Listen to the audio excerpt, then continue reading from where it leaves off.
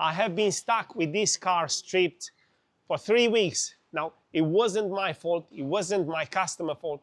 It was a warranty company that has sold the policy whereby it should cover unexpected damages and repair, mechanical damages. Now, what we have on the ramp is a Skoda Superb.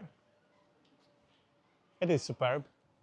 With a problem on the traction battery. Let me tell you a true story, because I think there's a lot to learn from it.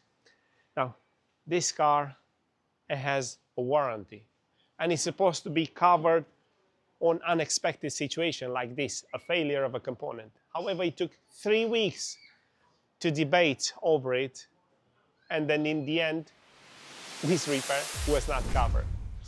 So this is not a singular case, because there's a lot to debate on it. Now, let me put more perspective in this.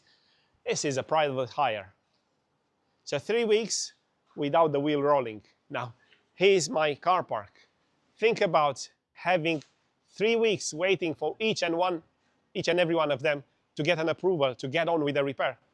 It's simply not sustainable. Yet, that's how it works when it comes to a warranty repair. You might think that warranty company are in the business to help for unexpected repairs. Wrong. Absolutely wrong. You buy a car and then you said, I'd like to get a policy where I'm covered. I have peace of mind in case something goes wrong and I'll have repair. Or you are sold one of those policies that they're going to cover everything in case something goes wrong. There's nothing wrong than this, because it's not everything and it's not even what is on the list. Let me give you a bit more perspective. So you buy a policy and you get a sheet where it says what is covered.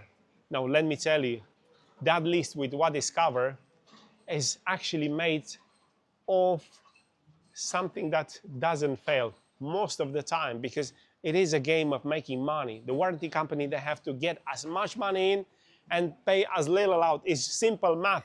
Otherwise, they don't make money. So if every part that failed will be on that list, think what will happen. They would go bankrupt. So the whole idea is to get as much and pay as little possible. And how do they do that? Well, they have all sorts of range. And let me explain you how it is here, how it happened here, and then explain you how it happened in the other cases. So in this situation, the beginning was absolutely fine as we deal with a normal customer. Get approval, strip, let us know what's wrong, and then we'll deal with it. Done. Strip the car, identify the part, send an estimate. This is it. Well, said, hold on, that's not enough. We'd like to see pictures. We'd like to see a video. We send the picture, we send the video. Hold on, this is not enough. We'd like to send some technical details. How did it fail? Well, it's just a temperature sensor. It's just a temperature sensor that I failed in this. We have sent measurements. And this process of emails backwards and forth, about 3 weeks, 3 long weeks, only to be told afterwards, not to ask to the customer, sorry, we don't cover your traction battery. It's not on your list. Say, sorry, you realize this after the 3 weeks? I mean, this is insane, isn't it? But usually they do that to drag the can down the road, only for someone to give up. I mean, if you think about this private hire, I mean, it's strange that they didn't give it up, because probably many would have given up in 3 weeks, because you really need to work. And by the end, what you're losing not working is going to offset the cost of the repair. Or garages, how many they can afford to hold the car for so long? So this is exactly, they know what they're doing. It's not random. So they try to drag it up until probably someone is going to give up, and they'll do the repair by themselves. Or if not, they're going to start with different tactics. One of them, which is, I'm sorry, your part, it is on the list and it is covered. However, it's not a wear and tear item. It's a wear and tear item, sorry, it's not a sudden failure. We cover only sudden failure, not a wear and tear. I say, hold on.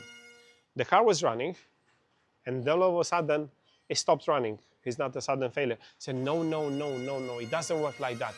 The part has failed because the vehicle was running, so it had wear built over time, and that's why it failed. I say, whoa.